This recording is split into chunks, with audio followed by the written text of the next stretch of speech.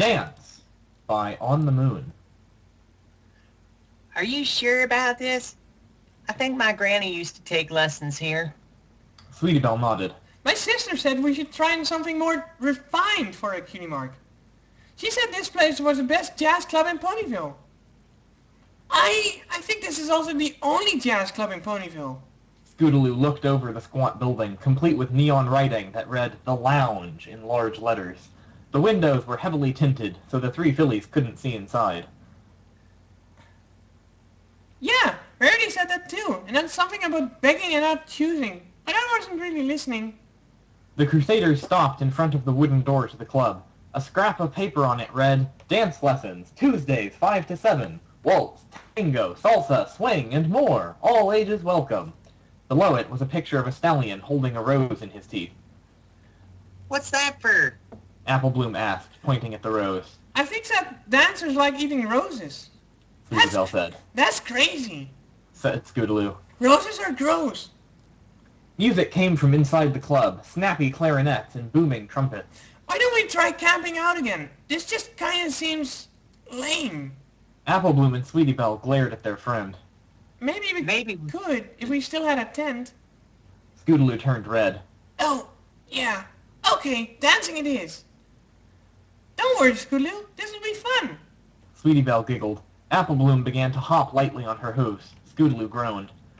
The door swung open. Standing behind it was a sharp stallion with a thin mustache and a loose-fitting silk Hawaiian shirt. He stared down at the three fillies. I believe you are in the wrong place. He said after a long moment. The playground is down that way. We're here for the dance lessons. Applebloom piped up. She pointed at the sign. What? The stallion examined the notice. All ages? That didn't mean... It was supposed to... The three fillies looked up at him, trying their hardest to look sad. Two fillies were, at least. Scootaloo was distractedly watching the sky. He sighed. All right, come on in. Sweetie Belle and Applebloom were already inside before he could finish the sentence, with Scootaloo following behind. All right. Said Applebloom.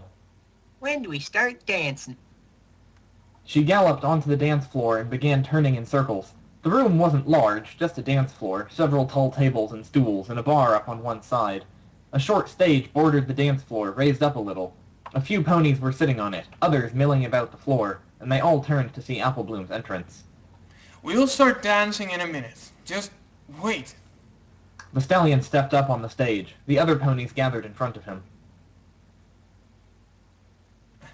Robert. No, you took it. You keep going.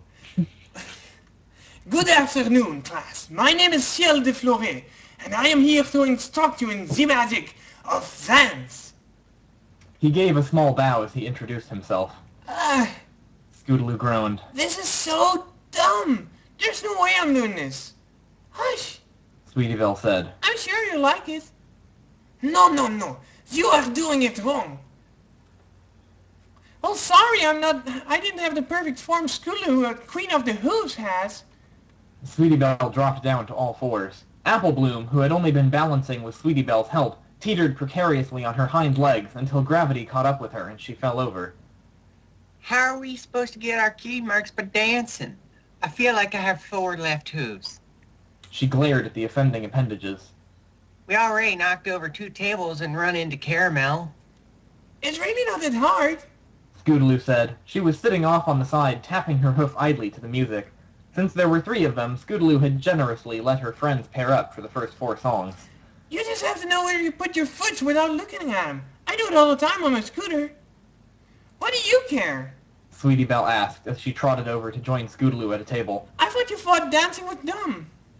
Scootaloo bristled at the accusation. I don't. I do. This is dumb. Whatever. The music ended and all the ponies stopped dancing. 21 pairs of eyes landed on the instructor.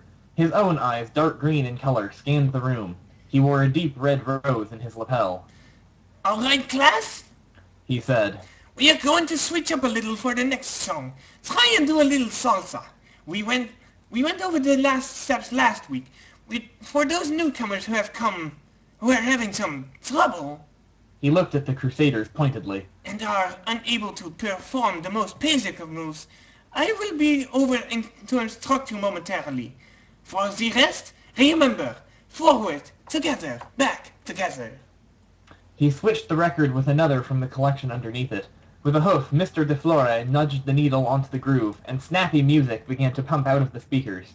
Around the room, ponies joined each other and started to move back and forth, trying to muddle through the steps of the dance. Scowling, Scootaloo pushed Applebloom towards the wooden dance floor. Come on, we gotta give it a shot. I don't know, Scootaloo. Applebloom said. She glanced nervously over at their teacher, who was giving very careful instructions to a pair of confused-looking stallions. Mr. De Flores said we should wait for him to show us what to do. Oh, come on! Scootaloo repeated. We're not gonna get our cutie marks by sitting around. She stood on her hind legs and motioned for Applebloom to do the same. Applebloom was now looking decidedly unsure about the prospect of dancing with Scootaloo. You said you weren't gonna dance. Yeah, I know, but I'm not gonna let somebody who teaches me to dance tell me I can't do it. There was a glint in Scootaloo's eyes, a fierce look that Applebloom and Sweetie Belle both recognized.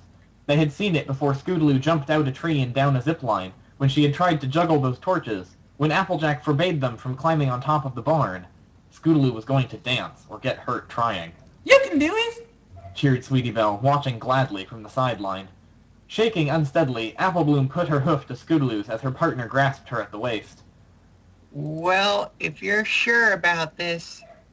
Scootaloo nodded and took a step forward. For a brief moment, she could hear the sound of the music building in her ears, feel it in her hips. She felt the dance in her body, and then Applebloom was stepping forward as well, and the two collided, bumping noses quite painfully. Applebloom jerked back reflexively, forgetting that Scootaloo was still holding on to her. This, combined with the already confusing task of walking on two hooves, proved too much for the young pony, and she fell on her back, bringing her dance partner with her. I thought I told you three to wait. Mr. de Flore looked down his nose at the two fillies lying in a heap. Applebloom grinned sheepishly. We're sorry, Mr. Flores. Applebloom said as she untangled herself from Scootaloo. Footy! Mr. de Flore corrected. He shook his head at the pair as they lined up next to Sweetie Belle. If you don't listen to my instructions, or even wait for me to give them to you... He glared, not a hair of his slicked-back black mane moving out of place. Then how can you learn? Dance is something that takes years of practice. You need passion, devotion, delicacy, and grace. He snorted. I don't think you'll ever have those. But if you listened, maybe I could teach you not to fall over. The music cut off abruptly. Mr. de Flore and the Crusaders saw the blushing form of the candy maker, Bon Bon, and her date, a green unicorn who was standing by the record player, her eyes shifting guiltily. Mr. de Flore sighed.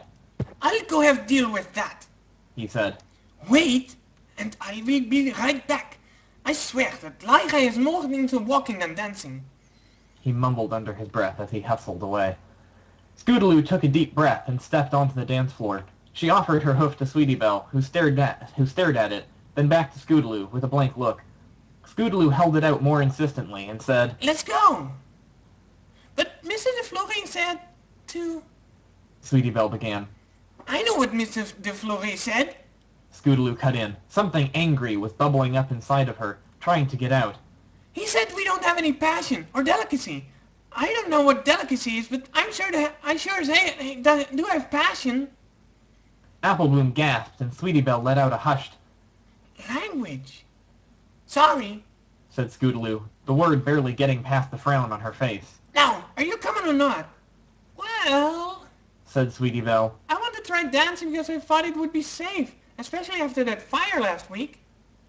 She looked at Applebloom, who was gingerly prodding a bump on the back of her head from when she fell.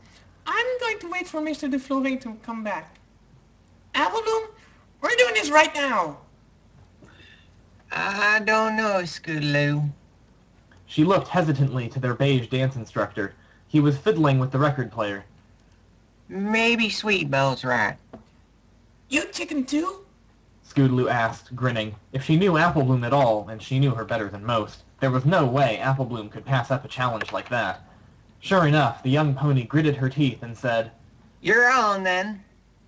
Mr. de Flore must have fixed the machine, because a pulsing zebrakin drumming was coming from the speakers. A few of the more adventurous ponies had already started doing the cautious four-step. Scootaloo listened to the rhythm as her head bobbed in time with the beat. You ready for this? She leaned in close to Applebloom. The filly gulped audibly. Ready as I'll ever be. Just try and do the opposite of what I do. Scootaloo said. When I go forward, you go back. That way we don't run into each other. Applebloom nodded and put her forelegs over Scootaloo's shoulders. The two stood up on their hind legs, and Scootaloo placed her hooves on Applebloom's waist. She tried to look Mr. de Flore in the eyes, but he was busy talking to a dark pink mare, having forgotten all about the children. Her wings buzzed a little with anticipation. Cutie Mark Crusader salsa dancers! She said. Cutie Mark Crusader salsa dancers! Applebloom agreed, and they began. It really was a lot like being on her scooter. She just focused on what was in front of her, Applebloom in this case, and her body did the rest. As the sound sunk in, Scootaloo got more and more into it, accentuating the basic steps with an extra turn here, a wiggle of the hips there. Soon she had a whole bunch of added bits. Remembering a sweet move from some movie, Scootaloo lifted Applebloom's hoof and twirled her around. Applebloom spun and spun, giggling, until Scootaloo stopped her and pulled her back into the dance. The song flew by, the drum beat low and thumping, and the brass high and sharp. The pair cut a path through the other dancers, weaving and moving. Before Scootaloo realized it, the music was over. She slowed to a halt, turning slightly on her hooves and dipping down low, draping Applebloom over her foreleg. Breathing heavily, Scootaloo let her hang there until Applebloom whispered, Why is every pony looking at us? Scootaloo hauled Applebloom back up, and the two of them saw that, for sure, every pony in the room was staring at them. No one said a word. Towards the front, the record continued to spin soundlessly. Behind them, someone started clapping her hooves. The other ponies picked it up, and then Scootaloo and Applebloom were at the center of a stomping, cheering crowd. That was amazing! Said a brown-coated stallion Scootaloo had never met. Before she could even say thank you, Bon Bon pushed through the crowd and said, I've never seen dancing like that before. To Scootaloo's left, Applebloom was kindly explaining that she hadn't done a thing, that it was all Scootaloo. Scootaloo wasn't sure what she'd done, besides some things she remembered from the black and white movies her father liked to watch, things that seemed natural to her. It wasn't anything, really. That was something. A hoof took her by the shoulder and steered her out of the mass of ponies towards the wall. Scootaloo looked up and saw Mr. de Flore. He didn't seem angry, so that was good. What is your name? Scootaloo? She answered. Am I in trouble? Miss Scootaloo, where have you been taking lessons? Mr. de Flore asked. Scootaloo was now completely confused. Was it Madame Bonnefleur? I have so much respect for her style in school. What? You have clearly taken dancing lessons before. Mr. de Flore said. Which dance academy do you attend? No. I don't take any dance academies. I'm not good at this. I fell over the first time. It was Mr. de Flore's turn to act surprised. His mouth hung open, like he wanted to say something, but couldn't think of the words. That was your first time dancing? Scootaloo nodded. Mr. de Flore sucked in a breath of air. My dear, you are unnatural. I have students of a year, 2 years, hey, 4 years, who cannot even dance half as well as you. And the flourishes you added, they twirl, and that dip at the end, both difficult for even advanced dancers. No, I just saw it in a movie once, and performed it flawlessly with a partner who, quite frankly, has no experience. With some formal training and proper partner, you would make quite the dancer. He bowed low to the filly. Forgive me, I was too quick to judge you before. Mr. de Flore took the rose from his lapel and placed it gently behind Scootaloo's ear. I am going to recommend you to Madame Bonnefleur. You need better instruction than a class that meets Tuesday nights in the local jazz club can give you. You really have a special talent for dancing. He turned and addressed the class. Now, since the rest of you are not as talented as the young Miss Scootaloo, we are going to try that once again. Remember, forward together, backward together. 4 steps. No extras this time, Miss Lyra. A special talent? Scootaloo repeated. But she wasn't that good a dancer, was she? Everyone else seemed to think so. Mr. de Flore had said she was a natural, had given her a rose. She took it down from her ear and held it in her hoof. Dancing was fun, she admitted to herself grudgingly. Maybe I should check out that Madame Bonnefleur. Scootaloo? Applebloom and Sweetie Belle had joined her again. No, guys, I'm thinking. She'd have to ask her parents for permission, of course, but they would just be happy that she was doing something that didn't involve skydiving or being shot out of a cannon. Scootaloo. I said now. Scootaloo wondered what professional dancing was like. Do they have competitions, like a race, but for dancing? Scootaloo! What? Applebloom pointed at Scootaloo's flank. Look.